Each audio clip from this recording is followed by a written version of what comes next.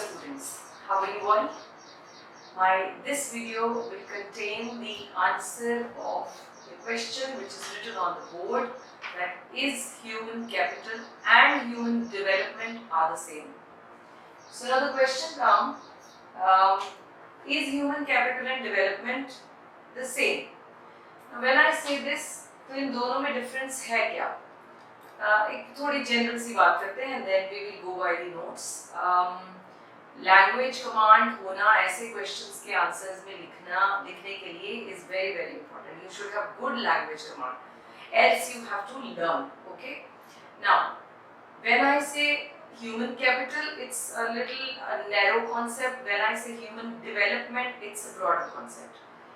Development कहता है कि human जो है वो अपने आप में ही सब कुछ है, जबकि capital कहता है कि अगर आपको एक गोल अचीव करना है, ज़्यादा प्रोडक्शन करनी है, तो इसमें आपको इन्वेस्टमेंट करनी होगी. जबकि ये कहता है ये तो आपको करना ही चाहिए. मतलब आप थोड़ा बात समझे, लेकिन लेट्स गो बाय लाइन, तभी आपको ये लाइन बाय लाइन याद भी करना है, इसलिए इजी हो जाएगा. तो हम स्टार्ट करते हैं. क्वेश्चन नंबर 8 है आपके हैंडआउट्स में. Alright, The two terms sound similar. लगती एक जैसी, ह्यूमन डेवलपमेंट, ह्यूमन कैपिटल एक ही तो बात है. नहीं, तो उनमें कुछ थिन लाइन डिफरेंसेस हैं. थिन नहीं है differences, but there is a clear distinction between them. Number 1, human capital considers, जो हम अभी तक पढ़ते आ रहे हैं कि एजुकेशन में पैसा लगा दो, हेल्थ में लगा दो, जो माइग्रेशन पर पैसा लगता है वो भी ह्यूमन कैपिटल फॉर्मेशन का पार्ट है. तो ये जितना भी हम इन्वेस्टमेंट करते हैं इन द एजुकेशन और in the health, okay, as means, ये क्यों कर रहे हैं अभी तक हमने पढ़ा, ताकि हम आपकी प्रोडक्टिविटी को एनहांस कर सकें. क्यों? ताकि आप प्रोडक्टिविटी बढ़ने से ज्यादा प्रोडक्शन करेंगे, जिसका आपको तो पर्सनल फायदे होंगे ही, देश को भी फायदा होगा. राइट?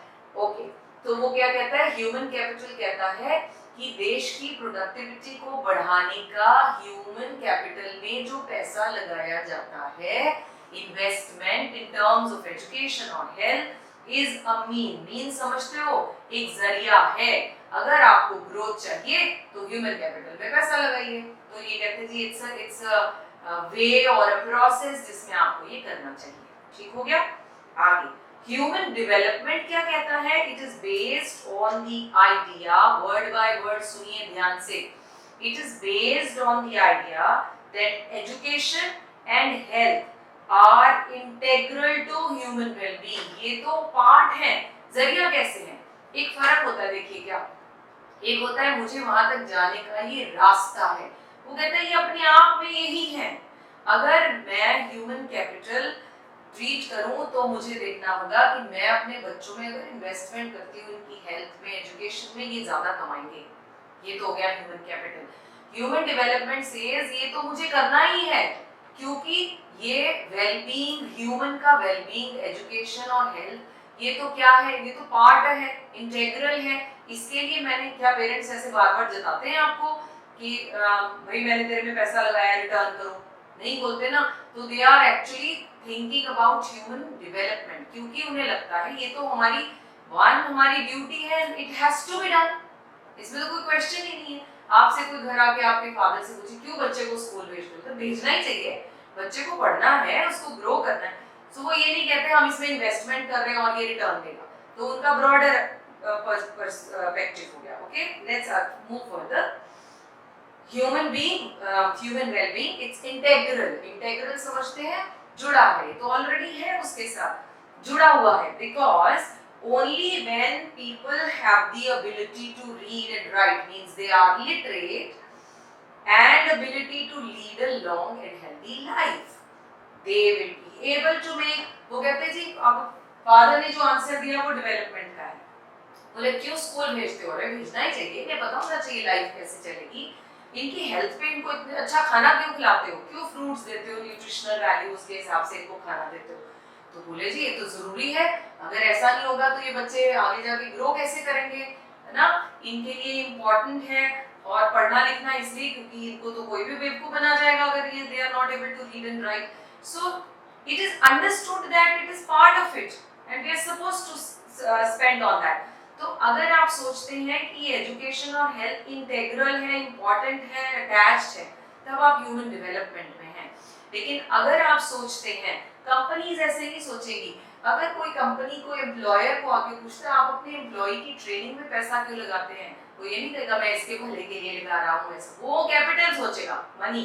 वो कहेगा मैं इसमें लगाऊंगा, इसकी प्रोडक्टिविटी बढ़ जाएगी, ये मेरे लिए ज्यादा प्रोड्यूस करेगा, human capital. I am sure थोड़ा सा डिस्टिंक्शन, क्योंकि एक में हम सोचते हैं कि ये जो इन्वेस्टमेंट है this will lead to this result, दूसरे में हम कहते हैं this has to be done because of the betterment of the human being. मोटा मोटा देसी भाषा में चले आगे।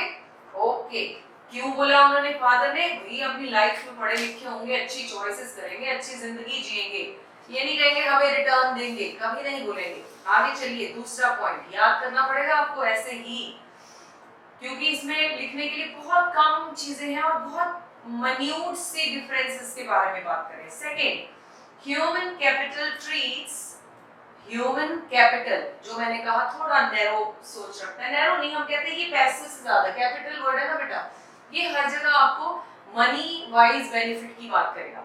दूसरा कहते हैं human capital treats human beings as a means, again एक साधन है, किस लिए, प्रोडक्टिविटी बढ़ाने के लिए। ठीक, in this view any investment in education और हेल्थ इज अनप्रोडक्टिव, इसको थोड़ा नेगेटिव वे में बोल दिया कि मैं अगर ये सोचकर अपने बच्चे में पैसा लगा रही हूँ कि कल को मुझे रिटर्न अच्छी मिलेगी, लेकिन वो नालायक निकला, मैं इतने पैसे भी बर्बाद हो गए लेकिन उसने कुछ नहीं मुझे रिटर्न किया, तो मेरा ये पैसा, क्योंकि मैंने ये सोचा था it's a mean to reach to the higher productivity, this will be of no use or it will be waste if the child or the person is not productive after getting good health and education। होता है, आप एक ही class में बच्चे हैं जो पढ़ते ही नहीं, पढ़ने के लिए आप ये समझिए कि आप में पैसा लगाया जा रहा है, क्योंकि हम सोचते हैं, हम ऐसे पेरेंट्स ऐसे सोचते नहीं कि आपसे रिटर्न मिलेगी, लेकिन एक एक्सपेक्टेशन रखते हैं कि कल को चलो ये और ग्रो करेंगे, क्योंकि अभी आप हम पे डिपेंडेंट हैं, फिर हम आप पे डिपेंडेंट हो जाएंगे, सो ये they will lead a good life, my life will also be good in my old ages. We don't mention that but yes it is so. क्या बोला, it will be of no use, it will be unproductive if it does not enhance output of goods and services. अगर इतना करने के बाद भी production growth नहीं होती तो वो पैसा वेस्ट है। In the human development perspective जो ब्रॉडर है, ये कहता है ह्यूमन बीइंग अपने आप में ही सब कुछ है, they are end in themselves, they are not means, ये साधन नहीं है, ये अपने आप में ही सब कुछ है। ह्यूमन वेलफेयर, ये वेलफेयर वर्ड टर्म आ गया ना, वेलफेयर शुड बी इंक्रीज्ड। अब हम क्योंकि अपने आप में सब कुछ है, हम अपना कुछ ना कुछ तो कर ही लेंगे, लेकिन हम अपना अच्छा कर लेंगे अगर हमें अच्छी एजुकेशन और अच्छी हेल्थ दे दी जाए। थोड़ा सा सोच का फर्क है, perspectives are different, so they are end in themselves. Human welfare should be increased through investment in education and health, even if such investment do not result in higher productivity. आपके parents जताते नहीं तेरे 8th में number इतने कम आए थे, अब मैं तेरे पे पैसा नहीं लगाऊंगा, मोटिवेट ही करते हैं उल्टा, 10th में तेरे नंबर नहीं आए थे अब नहीं लगाऊंगा, सारी जिंदगी बेचारे तुम्हें देते ही रहते हैं, चाहे आप स्कोर करें चाहे ना करें, चाहे आप मस्ती में उड़ा दें वो पैसों को, चाहे आप वेस्ट करें उस पैसे का, लेकिन they don't say, because they know.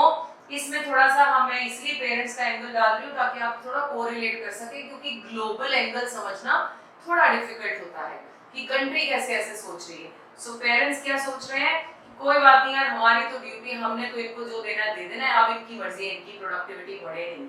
लेकिन दूसरे एंगल में एम्प्लॉयर ऐसा नहीं सोचेगा आपके साथ, एम्प्लॉयर कहेगा मैंने इतनी इन्वेस्टमेंट की है, why don't you produce results. तो ये ह्यूमन कैपिटल का एंगल है, क्योंकि वो आपकी ट्रेनिंग, आपके हर काम में आपको पैसा इसलिए लगा रहा है आपके ऊपर क्योंकि उसका कोई इमोशनल बॉन्ड नहीं तुम्हारे साथ। What he wants in return is more productivity, more production. But if you are not producing, you will be out of the job. घर में नहीं होगा, you will be out of the home. क्योंकि the perspective is different. I'm sure I made the point clear. Therefore basic education, basic health, तभी तो जो government है वो ह्यूमन डेवलपमेंट करती है। ह्यूमन रिसोर्स डेवलपमेंट था इसका डिपार्टमेंट का नाम, क्योंकि उन्हें ह्यूमन कैपिटल से नहीं, गवर्नमेंट कहती हमने अपनी तरफ से तुम्हें एजुकेशन और हेल्थ देना है, तुम मुझसे जो करो बढ़ाओ, एनहांस करो, ना करो, वेस्ट करो, बेड पे लेटे रहो सारा दिन, मुझे क्या करना है, मेरा काम है ह्यूमन रिसोर्स को डेवलप करना। So that is why they give free education, they give free food even while giving education through midday meal, good health, free vaccinations, polio drops, इसलिए दे रही है क्योंकि they want that it's our duty। Government हमें अपनी family की तरह treat कर रही है, ऐसे समझो वो हमारे पेरेंट्स हैं, वो हमें पैसा लगा रहे हैं इसलिए क्योंकि वो उनको लगता है ये जरूरी है, ये इम्पोर्टेंट है, इंटेग्रल है, so that हमने अपनी तरफ से आपको दे दिया भाई अच्छी है, अब तुम इसका क्या करो ना करो मुझे कोई मतलब नहीं।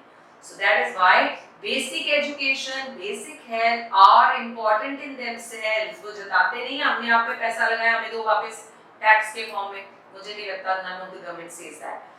Irrespective of their contribution to labor productivity, in such a view every individual has a right to get basic education। right to education है हमारे यहाँ, right to good health, basic health care, every individual has a right to be literate and lead a healthy life। इसलिए उन्होंने आपका ये right बना दिया, जैसे घर में बच्चे का right है कि उसे पेरेंट्स अच्छी एजुकेशन दे, अच्छा खाना दे और देते हैं, ऐसे ही उन्होंने हमें, अगर हम अपने आप को एज अ चिल्ड्रन देखते हैं और गवर्नमेंट को एज पेरेंट देखते हैं तो उनकी ड्यूटी बनती है कि हमें दे, इसलिए उन्होंने राइट लिख दिया।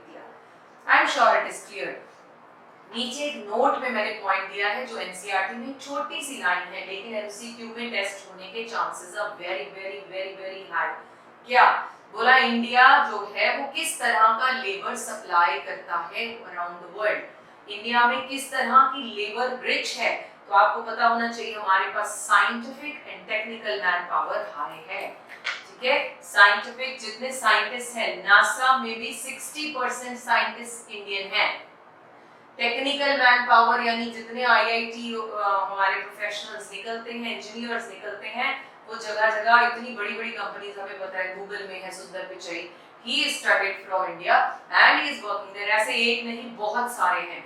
सो दैट मींस हम around the world scientific or technical manpower supply करते हैं, so we are rich in this particular stock। when I say stock, it's the human stock, so you have to remember these two words, you cannot modify it on your own because it's written in NCERT, technical and scientific, याद रहना चाहिए। all right, चलिए let's move to the next question which I will cover in this video only, that is discuss, this is done। question है discuss the state of human capital formation, I write in short in India। India में जो इसकी state का मतलब, ये कोई state नहीं है Punjab state Haryana state, it state means condition, human capital formation का हालत या कंडीशन हमारे देश में कैसी है।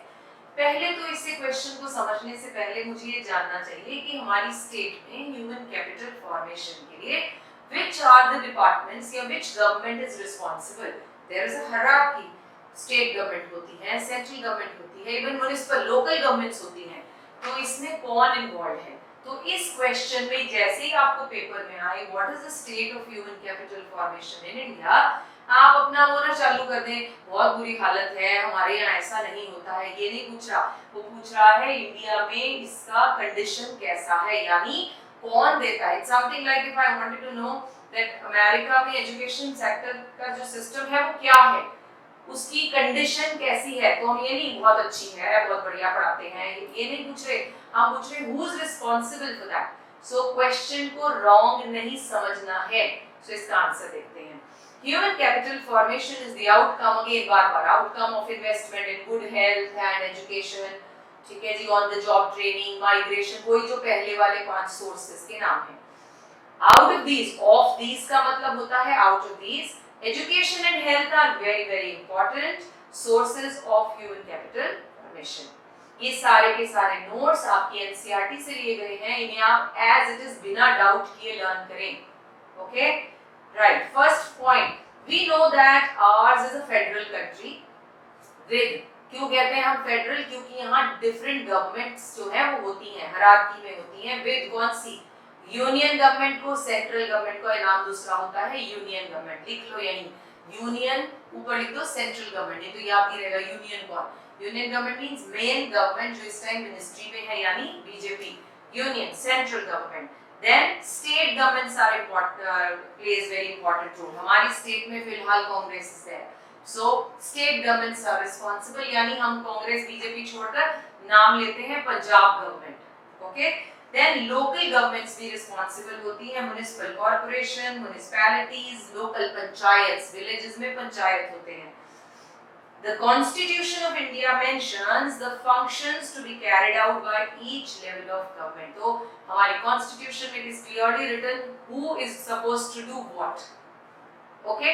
इसकी डिटेल में जाने के लिए पॉलिटिकल की स्टडी होती है, कौन क्या कहता है, हमें उसमें नहीं जाना। हम ये मान रहे कॉन्स्टिट्यूशन में वेल डिफाइंड स्टेजेस हैं, इस लेवल पर कौन करेगा, इस लेवल पे कौन करेगा, क्या करेगा, वो हमारी पढ़ाई नहीं है, वो पॉलिटिकल साइंस में आ जाएगा।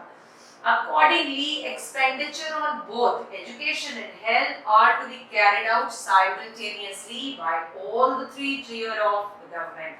कुछ लोग इसे 3 tier भी पढ़ते हैं, it is 3 tier. Okay. It means ऐसा नहीं है कि हम पहले हेल्थ ऐसे करते हैं, एजुकेशन पे पैसे लगाते हैं, जब 10-12 साल 15 साल का बच्चा हो तो फिर उसकी हेल्थ में लगाएंगे। No, it has to be done simultaneously. क्योंकि ऐसा नहीं है कि स्टेज वाइज आपको हेल्थ मेंटेन करनी है। पोलियो ड्रॉप्स 5 साल के बच्चे तक है तो 5 साल ही दोगे, बाद में थोड़ी ना दे दोगे। So it means it has to be done simultaneously.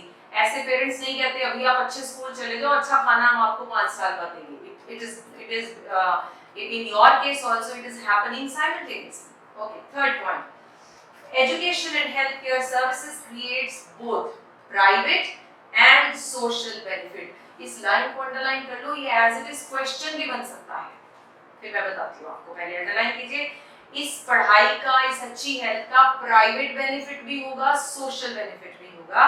This is the reason for the existence of private and public institution, क्योंकि इसका फायदा प्राइवेट भी है पब्लिक भी है, इसलिए दोनों इंस्टीट्यूशंस भी इन्वॉल्व हैं। प्राइवेट स्कूल्स भी होते हैं और पब्लिक स्कूल्स भी होते हैं in education and health services.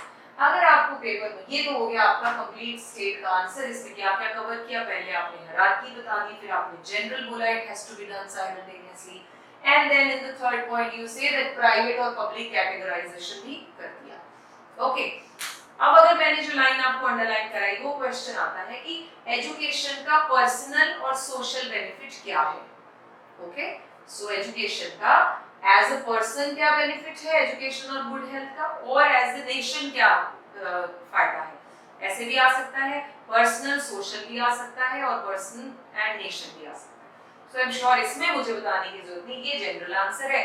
Personal benefit मुझे क्या है जी, मैं पढ़ी लिखी हूँ तो I am independent. I take my own decisions and I make better choices. When it comes to taking decisions, I can choose the good one, and then I live a good life. I have a reputation in the market. ठीक है, मेरी standard of living is good. I can further provide good education to my children. यानी it's a virtuous cycle. So it's a good cycle. एक vicious cycle होता है, एक virtuous cycle. So I will run a good life at a healthy for myself and for my children, and then they will also lead a good life, and ये cycle अच्छा चल जाएगा। ये तो मेरे पर्सनल बेनिफिट्स हो गए। Nation को मेरे से क्या फायदा है? If I am earning good money, nation is growing, so GDP will grow if I will grow। और क्या फायदा है? जो जितने चेंजेस आते हैं सोसाइटी में, उन्हें मैं एक मॉडर्नाइजेशन यानी बेटर आउटलुक से अडॉप्ट करती हूँ। टेक्नोलॉजिकल जो चेंजेस आते हैं उन्हें मैं बहुत जल्दी अडॉप्ट करती हूँ। ये सब फायदे नेशन के। ओके जी, ये पर्सनल भी हो सकते हैं, इनको हमने बस कवर कर दिया। आप इन पॉइंट्स को कहीं पेपर पर नोट कर लीजिए। Rest we will cover in the coming videos. Bye bye, take care.